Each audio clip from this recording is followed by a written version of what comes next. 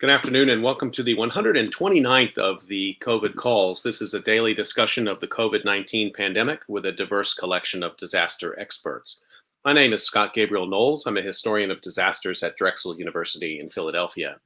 Today I discuss the compound disaster of wildland fire and smoke and COVID-19 with Luke Montrose. Just a reminder, you can catch COVID calls live every weekday at 5 p.m. Eastern Time on YouTube. You can just go to the COVID calls YouTube channel to watch. You can also watch COVID calls on Facebook Live and on Periscope. You can hear COVID calls anytime, recorded as podcasts on Spotify, iTunes, Podbean, or anywhere you get podcasts. You can also keep up with COVID calls via Twitter using the handle at US of Disaster or at COVID calls. Please do help spread the word and send suggestions for future guests and future topics. And please feel free to suggest yourself as a future guest.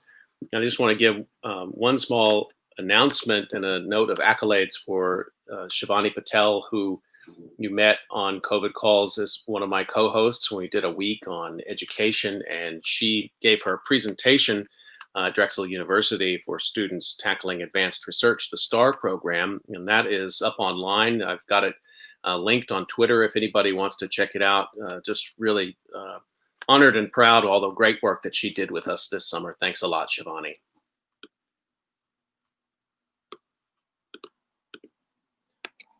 As of today, September 17th, there are 29,925,969 confirmed cases of COVID-19 globally, according to the Johns Hopkins University Coronavirus Resource Center. That's up from 29,664,114 reported yesterday. 6,644,311 of those are in the United States, and that's up from 6,610,352 reported yesterday. There are now a total of 197,120 deaths from COVID-19 reported in the United States. That's up from 196,349 reported yesterday.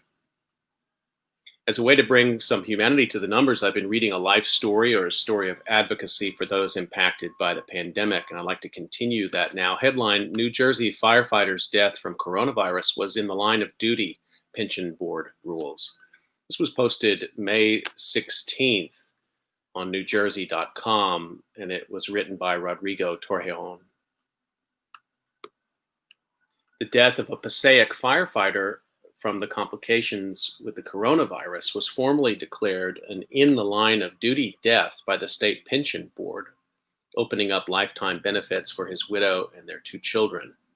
More than a month after 33-year-old Israel Izzy Tolentino Jr. died from complications with the coronavirus, the state pension board ruled his death was in the line of duty, which entitles his widow, Maria Vasquez, and their daughter, Alani, 10, and son Israel III, 8, to pension and health benefits, said Passaic Fire Chief Patrick Trentacost. The decision by the state pension board will allow for Vasquez to receive more than 60% of Tolentino's most recent salary, said Passaic Mayor Hector Lora. It will also provide health insurance to both of Tolentino's children until they turn 26, and health insurance for life for Vasquez, said Vasquez and Trentacost. The decision, rendered May 11th at a board meeting, is a small consolation for Vasquez, who is thankful that her husband's work will help protect and care for the family they started for years to come, even in his death. That's what he worked hard for when he was alive, Vasquez said. Everything he thought of was for the family to be taken care of. I'm happy that everything he worked for was not in vain. The process of securing benefits for Tolentino's family took time and investigative work from the Passaic Fire Department, said Trentacost. Although Trentacost declared Tolentino's death line of duty in a press conference just hours after Tolentino died, the department needed to prove it to the pension board. Proving Tolentino's death was in the line of duty had investigators following his final days responding to calls as a Passaic firefighter, a lifelong dream of his. Earlier in the pandemic, the investigation and fire department calls were stymied by a lack of information, Trentacost said. The HIPAA law, until the state attorney general allowed fire chiefs the information, we had no clue what addresses were in question, Trentacost said. Initially, firefighters were responding to houses unaware if a resident had tested positive for COVID-19. And aside from the turnout gear that firefighters wore to calls, firefighters were not taking additional precautions into mid-March, the chief noted. Working with the health department and information later made available to fire chiefs, investigators were able to trace Tolentino's likely exposure to COVID-19 to a March 14th call on a gas rupture and gas leak at a house on Broadway, Trentacost said. Tolentino, along with other Passaic firefighters, flitted in and out of different buildings to help evacuate residents and check for gas levels. Occupants of several of the apartments that Tolentino entered ended up testing suspected positive for COVID-19, Trentacost said. Along with working as a firefighter, Tolentino was an EMT and volunteered at the city's Office of Emergency Management, his widow said. When he wasn't doing any of that, he would volunteer to help the homeless. Tolentino's round-the-clock sense of duty had Mayor Laura wondering when he wasn't on duty and prompted him to advocate for the line of duty death designation. On top of everything that the family would be dealing with, his wife and 2 children, the idea that they would not be taken care of was unacceptable, Laura said. They're going through enough, the mayor added, and we shouldn't have left it on their shoulders to try to fight the system, because navigating the red tape and all of the bureaucracy that's involved in things like this is hard enough for those of us who are privy to the information, let alone for family members of lay individuals. Unlike many essential workers, first responders are often required to come in close contact with people potentially infected with the virus. Several law enforcement officers told New Jersey Advance Media they're being forced to report to police headquarters, even those who are pregnant. The United States Senate passed the Safeguarding America's First Responders Act of 2020, Senate Bill 3607, introduced by U.S. Senator Cory Booker, Democrat of New Jersey, and U.S. Senator Chuck Grassley, Republican of Iowa, which would also extend public safety officer death benefits to first responders whose death is caused by COVID-19. For Vasquez, the help that has arrived and the help that may be coming is welcome and serves to live up to Tolentino's desire to always provide for his family. But as the days distance the family from the moment Tolentino succumbed to the illness, she does not want him to be remembered for how he died. She wants the husband she met in church years ago to be remembered for the man he was. I don't want him to be remembered for coronavirus, Vasquez said. I want him to be remembered by the good that he was, how selfless he was, how he served others, even without a uniform.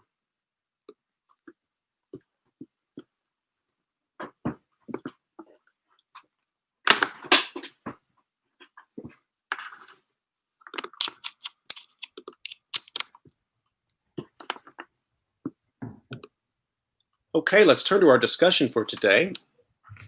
And I'm really pleased to introduce my guest who agreed on short notice to appear today with so much wildland fire in the news. I'm really thrilled to bring Dr. Luke Montrose on COVID Calls. He's an environmental toxicologist with research interests in public health, epigenetics, and chronic illness, particularly as it relates to vulnerable and understudied populations. He's an assistant professor at Boise State University. As an assistant professor in the Department of Community and Environmental Health, he's positioning himself to work collaboratively across campus and across Idaho with relevant stakeholders, including faculty, state and local officials, and community partners. The Montrose Lab, his lab, leverages expertise in epigenetics, community research, and exposure assessment to better understand the molecular basis of toxicant-induced disease risk throughout the life course. Dr. Montrose's research portfolio reflects his passion for studying human health through multiple lenses, ranging from community health to molecular biology. His recent studies have used cutting-edge technology to measure exposure-induced epigenetic changes related to diet, air pollution, heavy metals, and endocrine-disrupting chemicals, and related these changes to humans and animal health effects.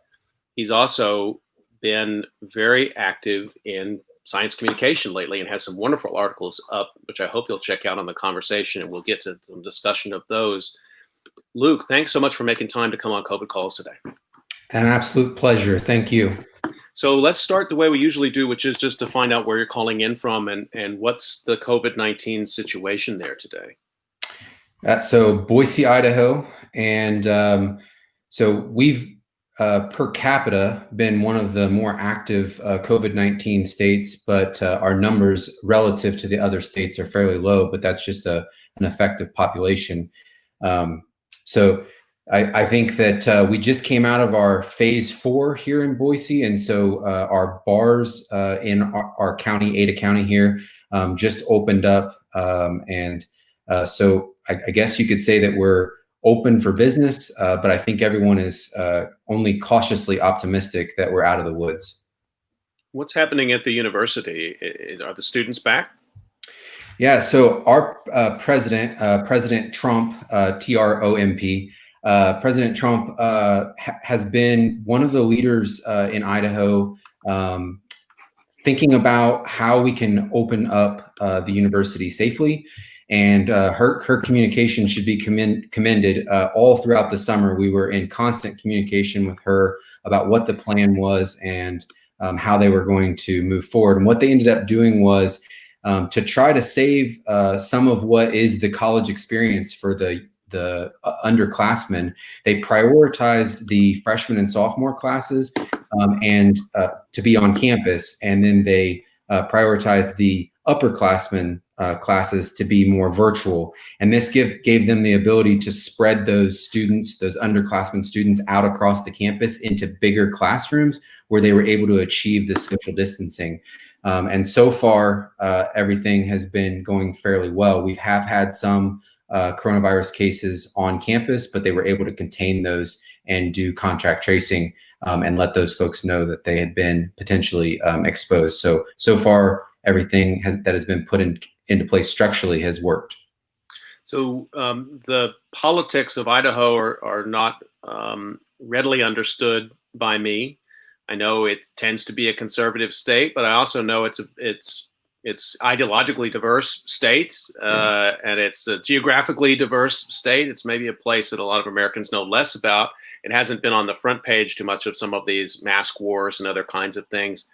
I wonder if you could make any comment about how the politics have played out in terms of masks or access to tests, closures, and things like that. I'll focus in on our governors, our governor and our lieutenant governor. And I'm learning all of this as well. I've been in Idaho now for a little over a year and a half. And what I've come to find out and was highlighted by this pandemic is the idea that our governors don't run on the same ticket. A governor and lieutenant governor don't run on the same ticket. And so the governor took a center left stance on it shouldn't be called that, but essentially he was for the use of masks, for the quarantine orders and the like.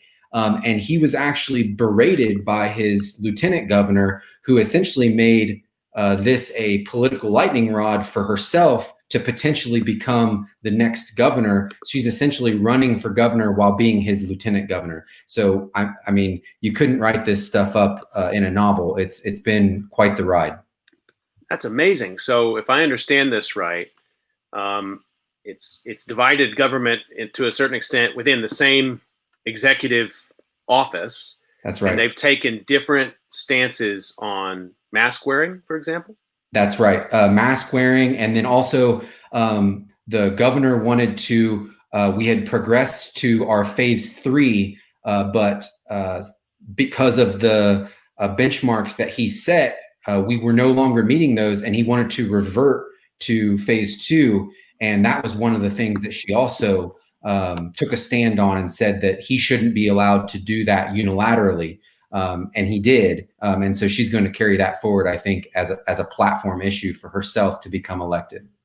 You know, a few years ago, after in Oklahoma, there was the tornadoes, you might remember, that hit Moore, Oklahoma. And that actually partially fed into the governor's race there in Oklahoma. And part of the governor's race actually hinged on whether or not there should be requirements in the code for basically shelters in buildings. And sometimes you think of these, you would have never imagined, just like you're describing, that a mask in this case becomes this lightning rod that will maybe be the center of the next governor's race. I'm living through it, but and yet I still don't believe it. And if you don't mind me asking, you're not born and raised in Idaho. You're from somewhere else.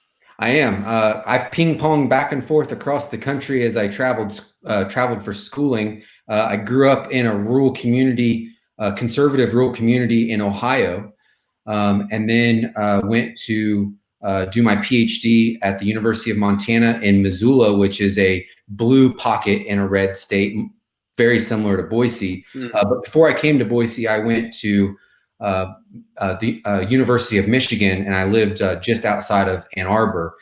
So pretty diverse areas, really, and obviously diverse topographically and geographically. Fascinating. You've lived in what we tend to think of red states or conservative states, but never in the South. And so that's a sort of another sort of take on this. And I think the politics around COVID-19, as you say, we shouldn't be talking about mask wearing as a center left or center right thing, but of course we are, and that's where we are with it. Thanks for that grounding. Could you say a little bit more about your sort of research background? I mean, what were the initial questions that got you, excited to go through all this research and getting the degrees and taking on the work that you do now? What are the core questions that are interesting to you? Well, I first like to say, anytime I have a platform like this, I want to empower the younger generation who's maybe struggling with the idea of going to college because they're the first one in their family. I will say that I'm the first generation college student that also went on to do a PhD, a postdoc, and eventually become a professor at a university. So the path that I took was to try to go to vet school. And I initially bumped into a roadblock with that at the Ohio State University. It's just very difficult to get in. But thankfully, that led me in the direction of research. I ended up at a biomedical research center just outside of my hometown. I lived in London, Ohio, and this was in West Jefferson, Ohio. And at that facility, we were doing what I would classify as counterterrorism research. We were trying to protect our troops overseas from weapons of mass destruction by playing out these scenarios in animal models and try to understand how we might be able to better protect our soldiers. And what I didn't realize at the time was that was toxicology research. I really had never grasped that term.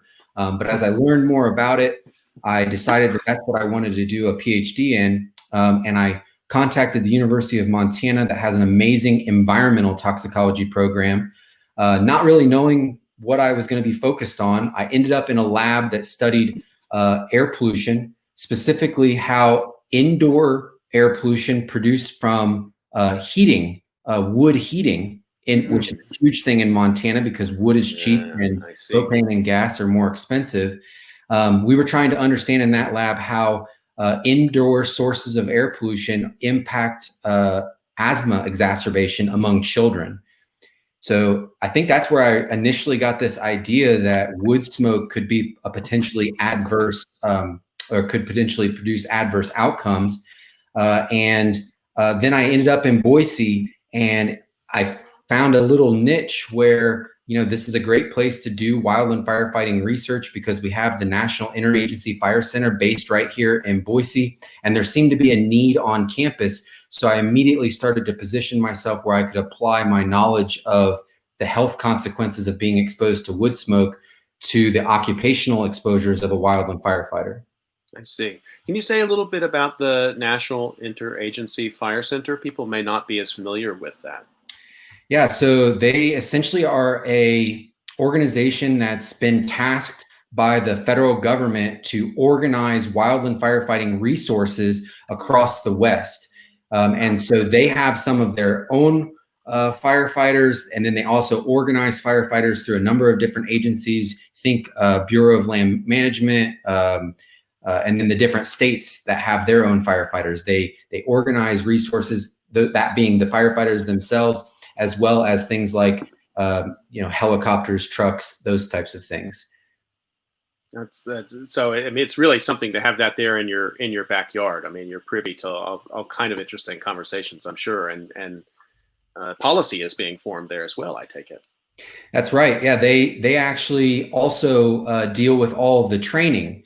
And so I was really fascinated. This a little tidbit of information. I was fascinated to find out that the National Interagency Fire Center and the National Coordinating Group for Wildland Firefighters, they didn't put educational material about the deleterious effects of smoke inhalation in their training manuals up until about the late 2017, early 2018 time period.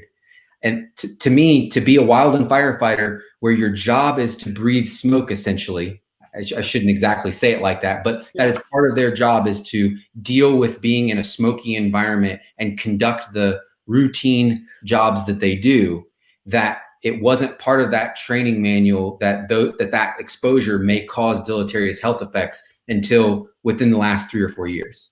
But isn't smoke inhalation a major cause of injury and death for wildland firefighters? It certainly is for urban firefighters. So I think the majority of the research I've seen suggests that physical injury, acute physical injury, is either due to fire or due to fallen trees or other equipment related things. That's the number one cause of death and injury among firefighters. We actually know very little about the about the long-term health implications of being a wildland firefighter. And that's partly due to the fact that these are seasonal transient workers traditionally that move across the country picking up seasonal work. A guy could be a ski instructor in Maine for half the year, and then the other half of the year fight fires. That guy becomes very difficult to track as far as his health goes over time. And so we don't actually have very good information on the long-term health implications. I wouldn't have anticipated when I started doing COVID calls in March. I did think we would do a wildfire discussion, but it's become a major theme. I talked with Max Moritz, who's at the University of California in Santa Barbara earlier in the summer. I talked with Glenn Corbett on September 11, and just earlier this week I talked with Erica Fisher, who's at Oregon State, and Erica Kulagowski, who's on her way to Australia, and Jim Whittington, who's out in Oregon. And these fires are so tremendous, and they've converged with the COVID-19 pandemic. I think this is a conversation we're going to continue to have, but we haven't talked about smoke explicitly, and I'm so pleased you could make time to have this conversation. I've written a lot about fire, about urban fire, but not about smoke, and not really about the sort of health impacts of these kinds of exposures that you're looking at. And I wonder if you wouldn't mind just start taking us through a little bit when we talk about smoke in the wildland fire setting. What are we really talking about? And I just want to give a little, just a line here from one of your recent pieces that's in the conversation. This one was published, and you can find this easily online, and I'll tweet it out later. This one appeared on, I should have the date here, I'm sorry. You will remember the date, I'm sure, a little bit earlier in the year, but it said, a friend texted me recently after going for a jog in the foothills near Boise, Idaho, writing, "My lungs are burning. Explain what's happening." Good question, and you're the right person to ask. So what was happening? Yeah, I've actually based a lot of my recent publications off of just anecdotal conversations with friends that have launched me into a research firestorm.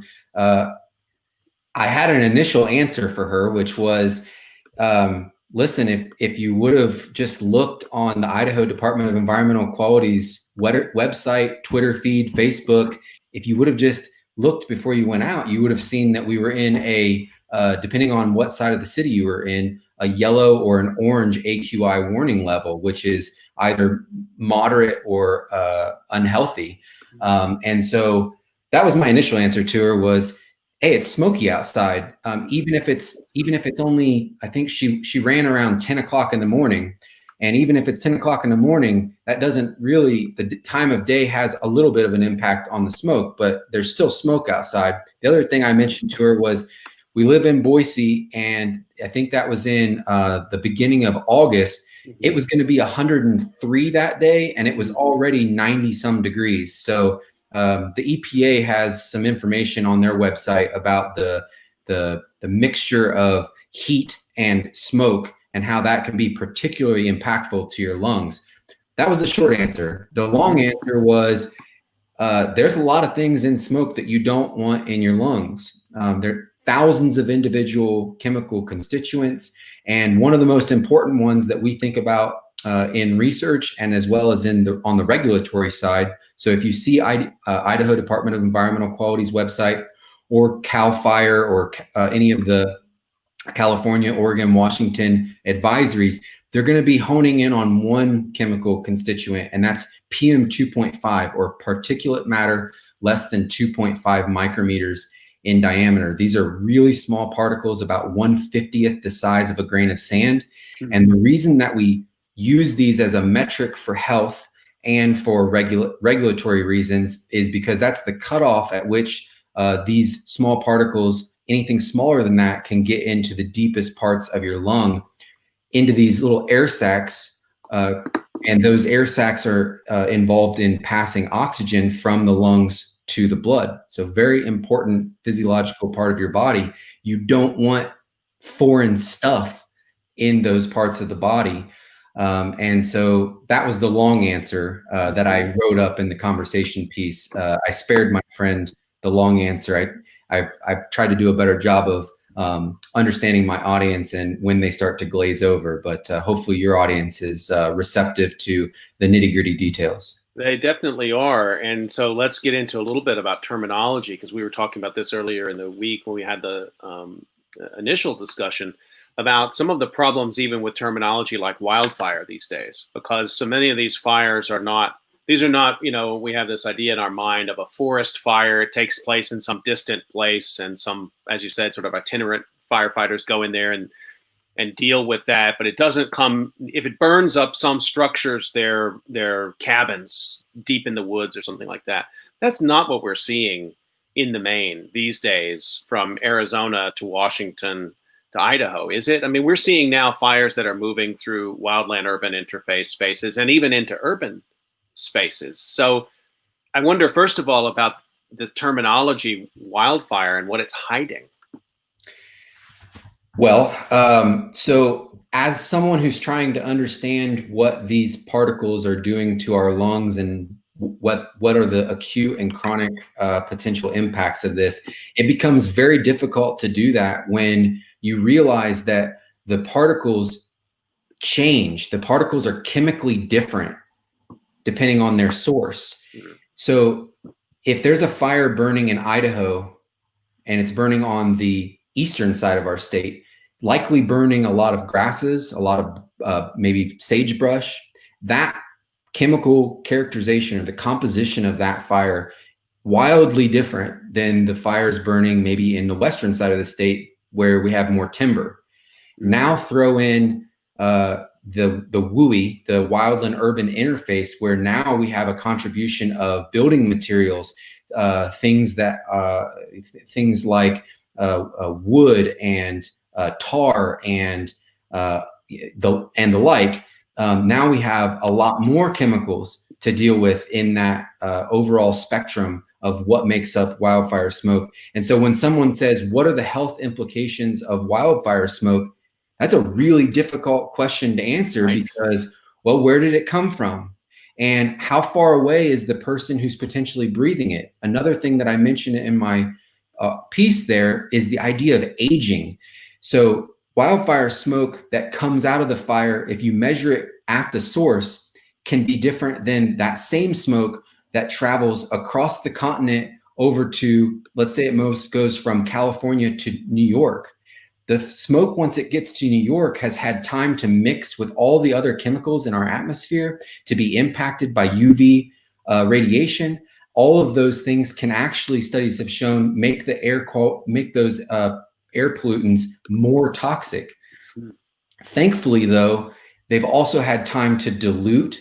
And so although if you compare to apples, one volume of that smoke that compared to one volume of aged smoke may itself be more toxic, The nice thing is it's thankfully diluted across the atmosphere with all of the oxygen that's there. And so it's although it's apples to apples more toxic, it's diluted. So there's a lot of things to think about when you think about what is in wildfire smoke and what are people actually being exposed to. There's a lot of nuance that people need to understand. I mean, it's so fascinating to hear you sort of talk about it with that level of, like you said, of that nuance. How then are the kinds of guidelines that may be in place to help protect firefighters? How are they changing? Are they changing with, because the development of the Wildland Urban Interface is a relatively recent phenomenon. Other people could characterize it better than I could, but let's say half a century that people have been pretty aggressively moving into those spaces in California and certainly in the Pacific Northwest and Arizona, and I presume also in Idaho. So if that's changing, is policy and practice for protection keeping up with that? So let's talk about protections for a second, and we can get some insights if we compare structure firefighters to wildland firefighters. So if you were to look at, we can all imagine in our head what a structure firefighter looks like. So they're wearing turnout gear, they're wearing a helmet, they're wearing a mask, they have oxygen tanks on their backs. That the acronym for the air purification or oxygen system that they wear is called an SCBA. And at any rate, they're being provided clean air when they're working in that structure to put out that fire. And if we think about what their job is, a fire happens, they're called to the fire, they try to put out the fire. A long structure fire might last several hours, maybe even into the night and into the next day. So, let's say 8 hours. Compare that to wildland firefighters who are working on average a 14-hour day, and they're not working at one structure. They may be moving up an entire mountain. They need to be very mobile. They need to be able to go long distances. These types of air purification or air oxygen providing equipment just aren't feasible in that environment. So let's move from there. What's our next option? Well, we could provide them with an N95.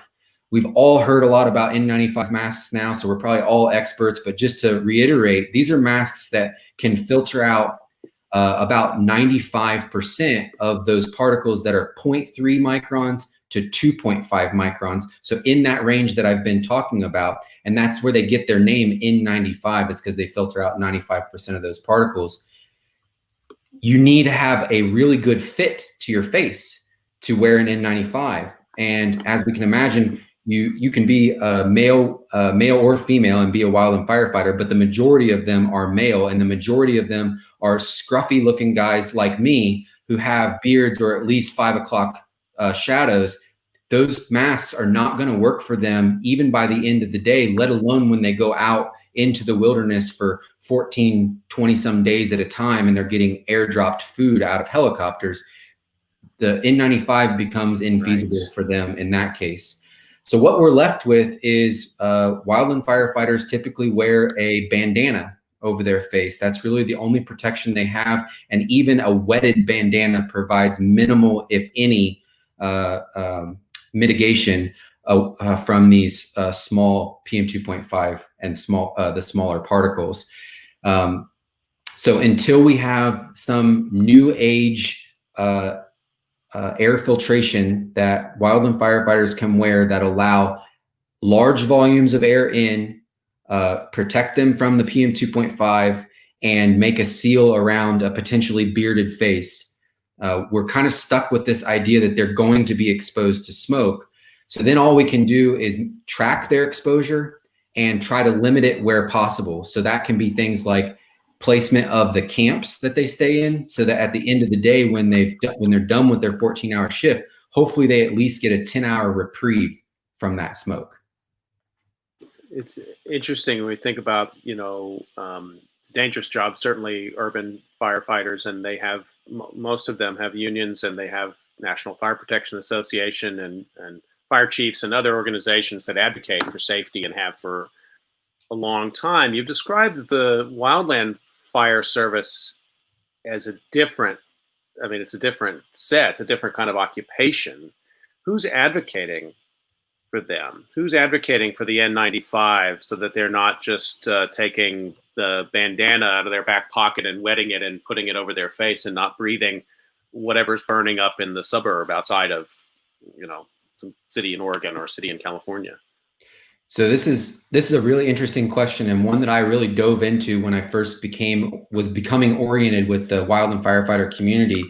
And one of the things that I found fascinating was right after there was the recent 9/11 first responders, their health care was coming. The bill that was providing them health care was in question for a while, and there was a lot of petitions and protests at the Capitol building in Washington, D.C., lots of star power there trying to advocate for them. And what came out of that was that those first responders got their healthcare renewed, or at least there was a promise to do that. Another interesting thing that came out of that was President Trump signed into a law, or signed into action, this idea that they were going to start a first responder health tracking system. And this was going to be specific to firefighters and police officers. I don't remember the exact name of that bill or law or action item that he signed in, but it happened in 2018. Initially, I don't know what's going to come of this because there was a public comment period, and that public comment period is closed, and they haven't actually come out with an official direction or plan for this process. But there was a question as to whether or not wildland firefighters would actually be included in that tracking repository. And I think that that's really important. And that's the next step we need to take, is to understand long-term health. We need to be looking for long-term health implications. And so I would say that wildland firefighters have been on the fringe of advocacy, this push for advocacy for first responders, and hopefully they don't fall off that fringe, because this is really their opportunity, because for a long time they've not been advocated for, because they fall into this seasonal worker category. They don't get a lot of the same benefits that you would expect other government employees to get, whether they're at a state institute, state organization, or federal organization. I hope that as we move to a point where fire season is lasting more than half the year, that we're hiring these folks on as full-time benefited employees, and with that, tracking their health into the future. Just a reminder to everybody, you're listening to COVID Calls, and we're talking about fire and smoke and the health of firefighters and the health of the public today with Luke Montrose from Boise State University. So everything we've talked about up to now could have been in a sort of a normal fire season, I suppose, and you very patiently broken down the different complexities of it for me, which I really appreciate. So let's layer in COVID. And just a quote, so the initial conversation piece that I cited was from August 20th, and people can find that. And I want to read just a quote from one that you published actually on September 11. You said, "Two forces of nature are colliding in the Western United States, and wildland firefighters are caught in the middle." So continuing what we were just talking about, the occupational risks and hazards for these workers. Now we bring COVID-19 into the situation. And the obituary I read, the firefighter from Passaic, Izzy Tolentino, his risk was because of the people he was interacting with. And of course, he would face other risks, but not the COVID risk. Help us understand how these firefighters out in the West are actually, their health is colliding with COVID. There's two main avenues that we can take with this. We'll take them both, and I'll outline both of them first. The first sort of idea here is that firefighters are being exposed to smoke, and that part of their job may leave them more vulnerable to severe complications of coronavirus. The second part is the idea that these firefighters are housed in large firefighting camps during the season, and the dynamic nature of those camps personnel coming in and out, fires dying off and new ones starting, and new camps needing to be erected, and personnel being shared between camps, shared between states, shared between agencies, sometimes shared between continents. We sent firefighters to Australia during those the bushfires that they had there. So I think most of that intercontinental sharing of firefighters has stopped for now because of the coronavirus issues. But suffice to say, there's issues with the camps. So let's get into that first. So the makeup of a firefighter camp is normally what happens. There's a fire off in the distance. They try to set up a base camp where these firefighters are going to be housed, where hopefully they get a reprieve away from the smoke. This is hopefully in a safe area. You'd like it to be upwind and not downwind of the fire, both for the safety of the fire, also for the safety of the smoke. This is tens, hundreds, sometimes depending on the size of the fire, thousands of personnel, all congregated in one area. They're going off and doing their tasks for the day, but then they're coming back and they're eating and bunking in an area together. And so huge opportunity there for transmission of the virus. And these are not typical situations conducive to frequent hand washing and social distancing, the types of mitigation factors that we expect the public to be participating in during the coronavirus outbreak. So early on, I and others sort of wanted to bring awareness to the idea that these camps were going to be a source of coronavirus transmission. And thankfully, the groups like the National Interagency Fire Center immediately took action and put out guidance. And they didn't have to start from scratch, which is interesting. They were able to work off of the structure that they had already formulated for a different but similar respiratory infection that the firefighters call Camp Crud. And this is an upper respiratory combined lower respiratory tract infection that gets passed around fire camps almost yearly, and it seems to ramp up at the end of fire season, which goes along with this idea that repeated exposure to smoke may leave the firefighters more vulnerable to infections. They already had plans in place of how to contain, quarantine, clean, and how to prevent the spread of coronavirus. And almost immediately, they took those action items and put them into play and revamped them for coronavirus. And so thankfully, they already had some of the pieces of that playbook in place. Because, yeah, go ahead. I'm sorry. Go ahead. I was going to transition to the next avenue. If you want to kind of clarify anything. Well, just to follow up with one thing. So the Camp Crud, I mean, even just the terminology, it downplays the seriousness of it a little bit. I mean, it just seems like, well, I picked up a cold or something like that. But what you're describing there and the measures that were already in place that could then be used to intercept coronavirus transmission, again, speaks to the sort of underlying risk there, particularly season after season.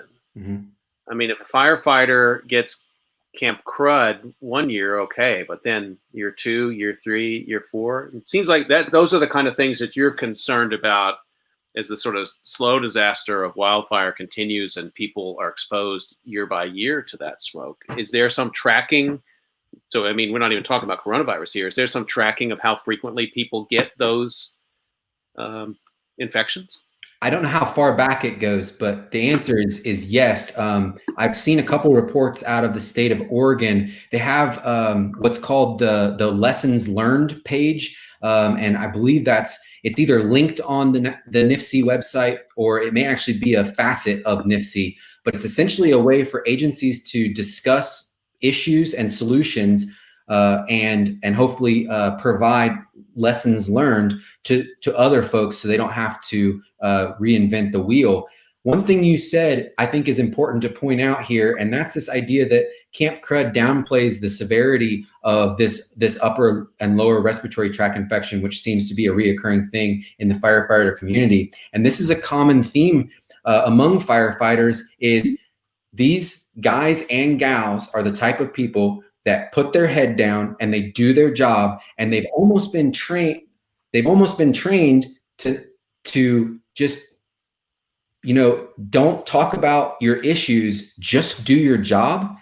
And they've been trying, it's a slow process, but they're trying to retrain these folks to be better aware of the short and long-term health consequences of breathing in smoke, which hopefully has played into a more receptive nature of these coronavirus mitigation strategies, because these are folks who just go out and they do their job under any and all circumstances. And you don't necessarily want that if you need folks to be self-aware enough to know what their body's telling them, especially if you need people to, for example, at a firefighter camp, be aware enough to say, I don't feel good today. I don't think I should be part of the crew. That will help them not pass coronavirus around. But if you have everyone trying to be a macho man going out and fighting fires anyways, that's a great way to spread coronavirus. And one last thing I'll say is, as we get to the end of fire season, when we normally see Camp Crud ramp up, it's going to be very difficult for personnel in charge of controlling and containing coronavirus to not want to be conservative about taking someone out of the field who presents initially with what are probably Camp Crud symptoms, because they won't be able to rapidly distinguish between Camp Crud and coronavirus. This has the potential to deplete an already depleted wildland firefighting pool of folks. So this could be something that we need to watch out for in the waning weeks and months of the fire season. Well, I'll let you get to your second point, but just point out one thing: that culture shift is really a powerful insight that you've made. And I think it's one that resonates with people who studied September 11 and the firefighters who worked on the pile there, many of whom refused breathing protection. And there was a lot of discussion in New York about that. And as you cited earlier, the rallying around, some have rallied around those firefighters and their long-term health impacts. And many of those health impacts were breathing what was coming out of that smoking pile in the weeks after, as they looked for human remains. And that culture shift, I don't think it was ever effectuated. It was too short of a period of time. There was something heroic about being there. And there was a pretty lively debate among firefighters about whether or not you should or shouldn't wear the breathing protection. Some argued strongly for it, and others said, no, I'm here, I'm going to do this job, and I'm not going to wear it. That culture doesn't change just because some guidelines come from EPA, do they? One of the quotes that I will never forget was in a room at NIFC talking with some career firefighters. They had a quote that they wanted me to know about, and they said, this is the type of culture that we're trying to shift. Is there's a saying among firefighters, if two guys cough at the same time, they look at each other and say, well, we'll cough it out after Christmas. Mm-hmm. And it's this idea that they all know that the smoke is impacting them, but it's this idea that we'll deal with it later and it'll be okay. Yeah, and I think that's shifting in their minds, where they're saying it's okay to recognize that this job is dangerous on multiple levels. Let's work together to find solutions that limits these exposures. And I think that that's a really smart thing to do from the top down. These folks who are career firefighters, who these younger guys actually look up to and respect. I think that's where that culture shift is going to start. So you were going to say a little bit more then. I mean, we've got the camp issues, we've got Camp Crud, and now we've also got coronavirus exposure, possibly. Why is it worse for firefighters?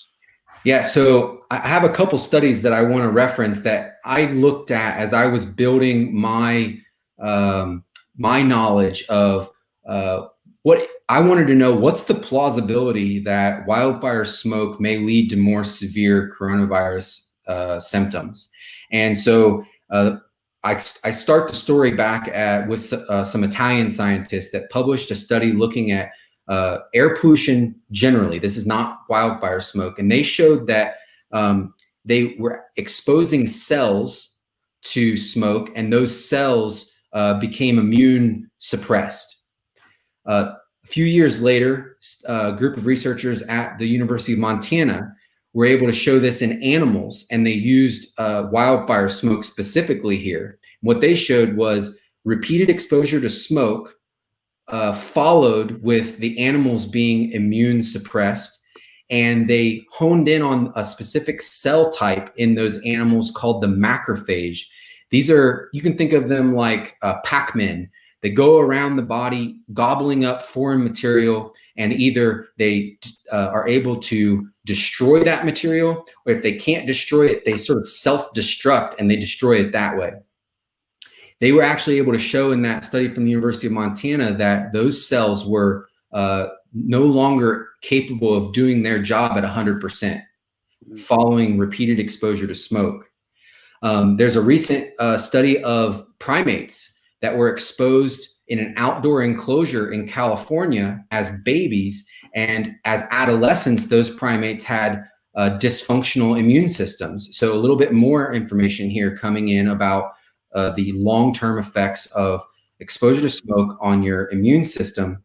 And then combine that with a study that just came out of Montana recently in the last month that looked at 10 years of wildfire data and overlaid that with the health data from that period when the fires were going on, as well as months later. And they showed that there's a little bit of a lag, but there is a direct relationship between a bad wildfire season and an uptick in flu rates in the months following the exposure to smoke.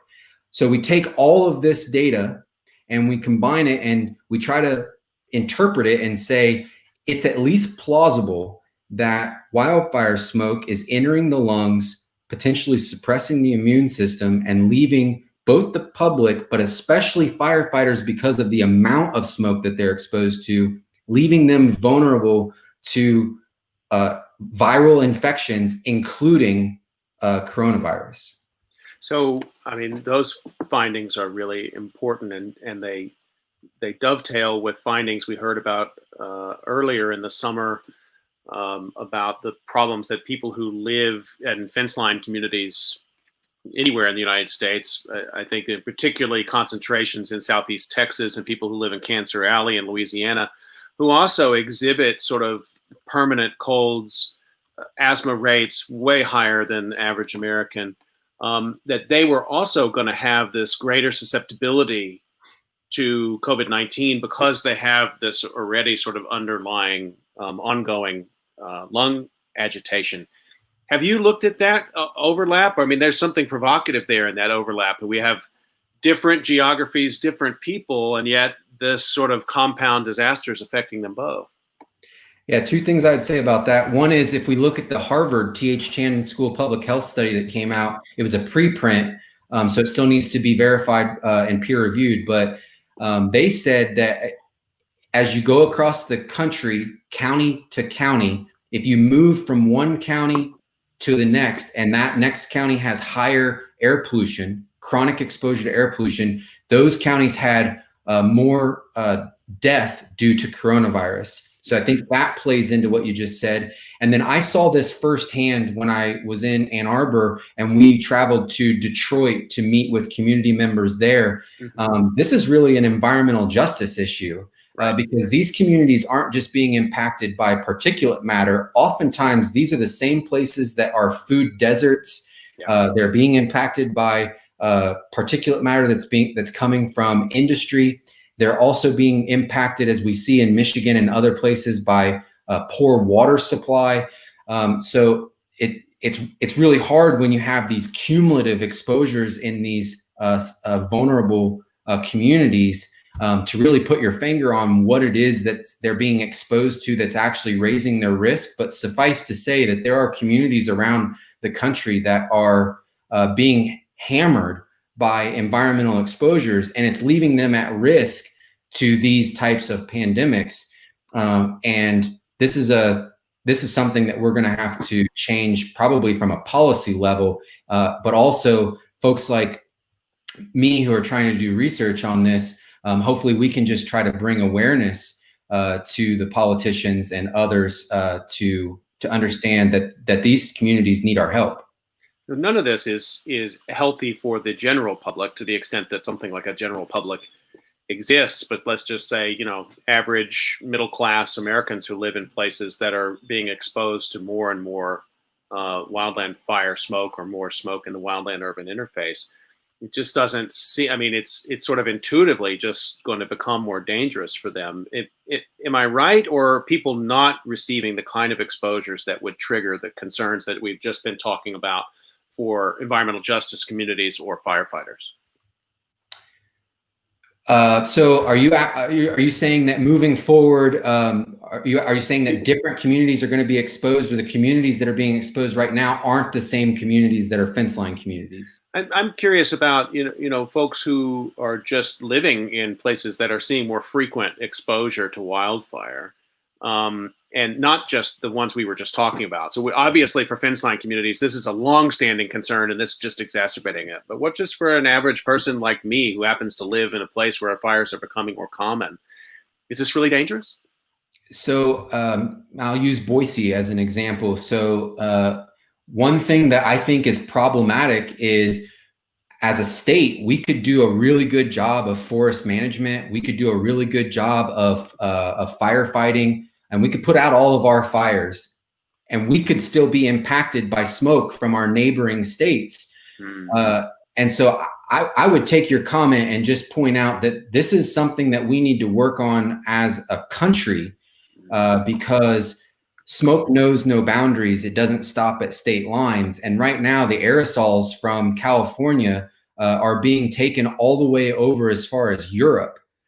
So I think that regardless of whether you're on the front line of the fire, or whether you are a member of society on the other side of the country, that you're watching this on the nightly news, we all should educate ourselves on the effects of air pollution, specifically wildfire smoke, and be empowered to bring about change in whether it's wildland management, or whether it's the protection of firefighters, because the next wildland fire might not be necessarily in the West. There's a lot of talk about how wildfires could begin to spread into even the New England area if we see continued drought in the future. So these lessons that we're learning in the West right now may be applicable to more of the country than we can even imagine. So I think being proactive is probably our best foot forward at this point. Just a reminder, you're listening to COVID Calls, and I'm talking to Luke Montrose. We're almost up on time. Luke, can you spare a couple more minutes for one more question, or do you? Sure. Okay, I don't know if you have a class waiting for you right now. Sometimes I take too much time. We get going on these really interesting discussions, but can you talk to us just for a little bit about what kind of things are on your mind about kids returning to school? I mean, obviously there's been the COVID-19 concerns with that, and that's in the newspapers all over the country, but now we have to layer in these smoke concerns and wildfire concerns as well. Take us into that sort of decision-making a little bit. Yeah, I think it's a great segue thinking about people on different sides of the country, because when it came to opening up the schools and dealing with the COVID-19 crisis, which I think was top of mind for a lot of people, a lot of my colleagues who are very intelligent folks, who are thinking from a toxicological standpoint, they're thinking from an infectious standpoint, they were putting out guidance, or they were supporting guidance on Twitter and other places that was in support of these educators and these people who are decision makers in schools, to take on ideas like, let's teach our kids outside. Wouldn't that be a nice way to get around the idea of kids being able to go to school, but being able to properly social distance? They also mentioned things like, well, let's open up the windows of the school and increase airflow, increase air exchanges, dilute the virus indoors. all of those things are fantastic ideas until you realize the unique challenges that we have here in the West.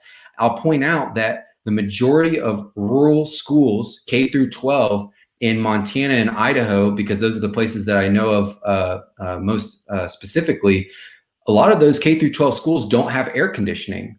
So in the summer months, their go-to air conditioning solution is to open up the windows, but they know that they shouldn't do that when there's wildfire activity and they're downwind. So they have policies in place for limiting time outdoors, canceling recess, canceling after school activities like sports, and also keeping windows and doors closed. So they have those guidelines in place, but now they're getting other guidelines from other policymakers across the country that to protect against coronavirus, they should open up windows, be outside more. And so I was trying to raise awareness as we came into the school year that the policymakers should take into consideration that schools on the East Coast may not have the same challenges as schools on the West Coast, and that the schools here in the Northwest, we're going to have to take a critical look at whether or not they could utilize those strategies as a means of opening school back up. Whether or not they were going to open school back up hinged on the idea of being able to open up windows, and then a wildfire happened, what were they going to do? So I wouldn't want to be put in that situation. That's a hard choice to make. And I wanted to raise awareness so that those decision makers at least had the ability to take that into consideration. That's a really important point. And as you say, risk looks different from Washington than it might look from Boise or in Corvallis or wherever else. And it's also, you would think that people would consider that, or that would come into the conversation. And yet so many of the things we've taken for granted in terms of common sense thinking have kind of slipped past us, not because people are necessarily in bad faith, but this is a lot of information to try to process in real time and make policy literally in the face of disaster. I want to just, there's so many other things we didn't really get a chance to talk about. Climate change. I mean, obviously these things, everything, that's the background for everything we've been talking about, climate change and more greater frequency and intensity of these fires. And also the way that your work, you talked about your first inspiration being indoor pollution, which I have a very limited understanding of this, but this must be an enormous problem in the global South, where cooking fires are still done indoors or quasi indoors. So will you be expanding your research to other settings? I mean, I could see this overlap with fire and coronavirus opening the real new vistas of research for you. Yeah, I mean, we can imagine a situation where the research we're doing gives insights into any setting where biomass combustion is occurring and the lungs are being exposed, and what are the long-term consequences of that. I've taken the liberty of reading comments in after some of my publications, and it never fails that someone will bring up the issue that, well, why are you focusing on wildland firefighters or community exposures to smoke when it occurs only seasonally, when you have these folks who are, we all probably can picture, a woman in a lot of the African communities where they have these little cook huts and they're cooking over the cook hut, and maybe they have 3 or 4 generations inside the cook hut, and one of the generations maybe is either on the back or the front of the woman because she's tasked with both childcare and cooking, and it's all done over this smoky open pit burning stove. 100% I'm aware that that's occurring. I'm studying what's front and center in my backyard right here, but I think given the opportunity, we do have folks here at Boise State University who have taken the task on of going to these African communities and trying to both educate and also provide new solutions. I would point you to Dr. Uwe Reichel's work, where he went down and with the help of a entrepreneur and engineer, they they built a new style of stove that was efficient and took it down and showed them how to use that. And they were able to show that not only was it efficient at reducing smoke exposure, but also it was received well. It worked better than the stove they had, and they were able to produce it fairly cheaply and in that community. So I think those are the types of opportunities where it really takes cross collaborations and interdisciplinary creative thought to bring about these new ideas. And I'm just one guy at one institution looking at one problem. And if I focused only on that, maybe I could do some good. But if I'm able to work across institutions and across continents with researchers that are willing, we can really make some changes and provide some solutions to these challenges that we face. I want to remind everybody you've been listening to COVID Calls. Tomorrow, we're going to pick up conversation, some things you may have seen in the news this week around a court decision in Pennsylvania, which is basically trying to force the governor of Pennsylvania to move more swiftly towards opening facilities, and court cases that have come out of Michigan and Wisconsin along these lines. So we're going to be talking about the courts and COVID-19 tomorrow with Lindsay Wiley and Kathy Bergen. And I want to thank Luke Montrose, and I've kept you over time. I've kept every guest this week over time because these discussions have been really amazing.